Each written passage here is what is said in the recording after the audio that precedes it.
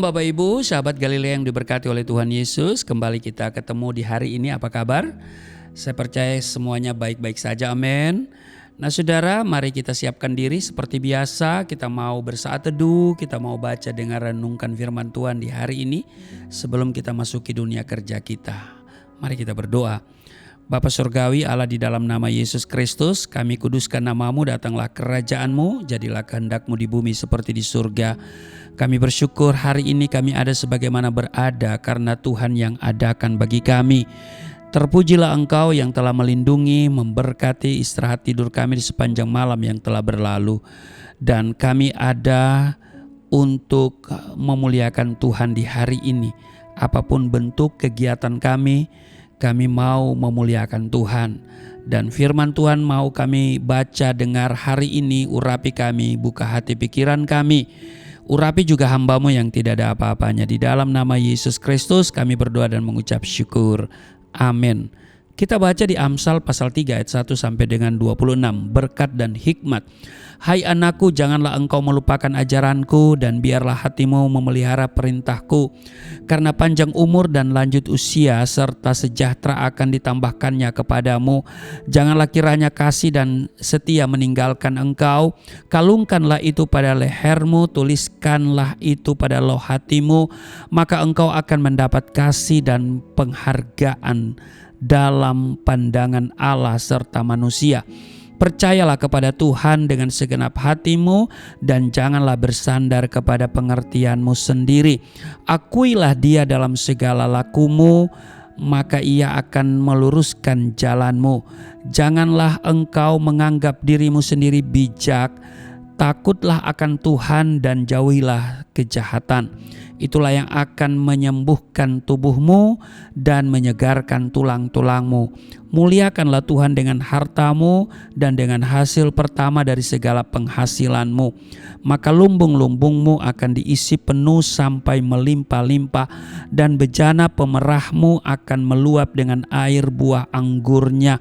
Hai anakku, janganlah engkau menolak didikan Tuhan dan janganlah engkau bosan akan peringatannya. Karena Tuhan memberi ajaran kepada yang dikasihinya seperti seorang ayah kepada anak yang disayangi. Berbahagialah orang yang mendapat hikmat, orang yang memperoleh kepandaian, karena keuntungannya melebihi keuntungan perak dan hasilnya melebihi emas. Ia lebih berharga daripada permata. Apapun yang kau inginkan tidak dapat menyamainya. Umur panjang ada di tangan kanannya, di tangan kirinya kekayaan dan kehormatan. Jalannya adalah jalan penuh bahagia, segala jalannya sejahtera semata-mata. Ia menjadi pohon kehidupan bagi orang yang memegangnya. Siapa yang berpegang padanya akan disebut berbahagia. Dengan hikmat Tuhan telah meletakkan dasar bumi, dengan pengertian ditetapkannya langit, dengan pengetahuannya air samudra raya berpencaran dan awan menitikkan embun. Ayat 21, hai anakku, janganlah pertimbangan dan kebijaksanaan itu menjauh dari matamu, peliharalah itu. Maka itu akan menjadi kehidupan bagi jiwamu dan perhiasan bagi lehermu. Ayat 23, maka engkau akan berjalan di jalanmu dengan aman dan kakimu tidak akan terantuk. Ayat 24, jikalau engkau berbaring, engkau tidak akan terkejut, tetapi engkau akan berbaring dan tidur nyenyak. Ayat 25, janganlah takut kepada kekejutan yang tiba-tiba atau kepada kebinasaan orang fasik bila itu datang, karena Tuhanlah yang akan menjadi sandaranmu dan akan menghindarkan kakimu dari jerat. Demikian di Amsal pasal 3 pada ayat 1 sampai dengan ayat 26. Di ayat 18 dikatakan begini, ia seperti pohon kehidupan bagi orang yang memegangnya. Siapa yang berpegang padanya akan disebut berbahagia. Bapak Ibu sahabat Galilea yang diberkati oleh Tuhan Yesus, kehidupan seorang Kristen yang normal adalah kehidupan yang terus berproses, tidak pasif ataupun statis. Faktanya banyak orang sudah menjadi pengikut Kristus, sudah menjadi Kristen selama bertahun-tahun, tapi kehidupan rohaninya tetap saja kerdil, tetap kanak-kanak, dan tidak ada kemajuan yang berarti alias jalan di tempat.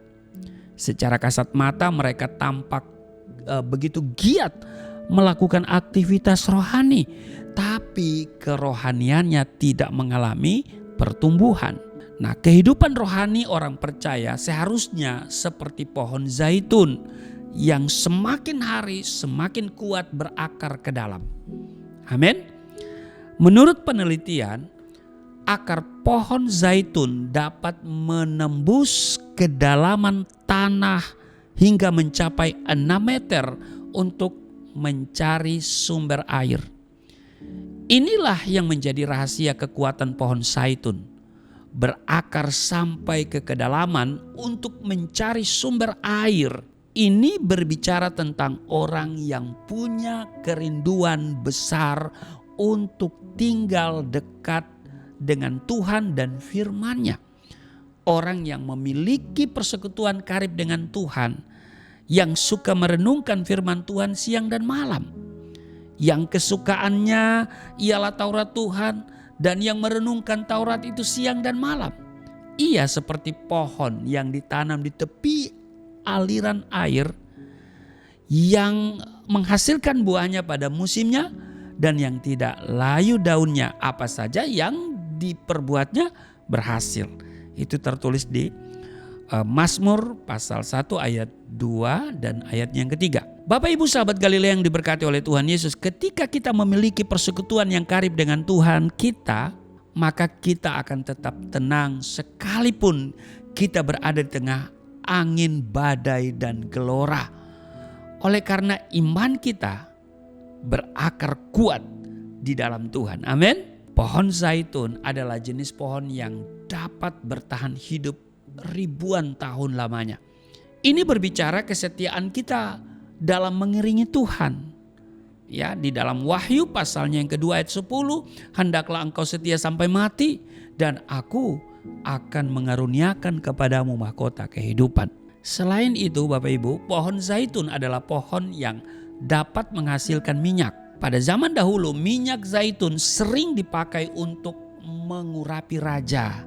Di samping tentunya untuk keperluan sehari-hari.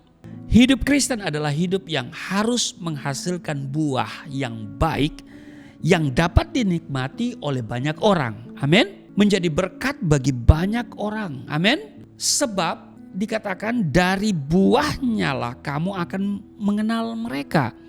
Demikianlah setiap pohon yang baik menghasilkan buah yang baik. Amin. Jadi hidup orang percaya seharusnya seperti pohon zaitun. Kuat dan menjadi berkat. Amin. Selamat menjadi berkat di hari ini dalam seluruh tugas dan kerjamu. Tuhan Yesus memberkati. Mari kita berdoa. Terima kasih untuk hari ini. Kami diingatkan supaya kehidupan Kristen kami berbuah dan menghasilkan buah yang baik. Terima kasih, berkati seluruh sahabat Galilea dalam seluruh tugas dan kerja mereka hari ini. Kami semua menjadi berkat dalam seluruh aktivitas kami. Nama Tuhan ditinggikan. Di dalam nama Yesus Kristus kami berdoa dan mengucap syukur. Amin.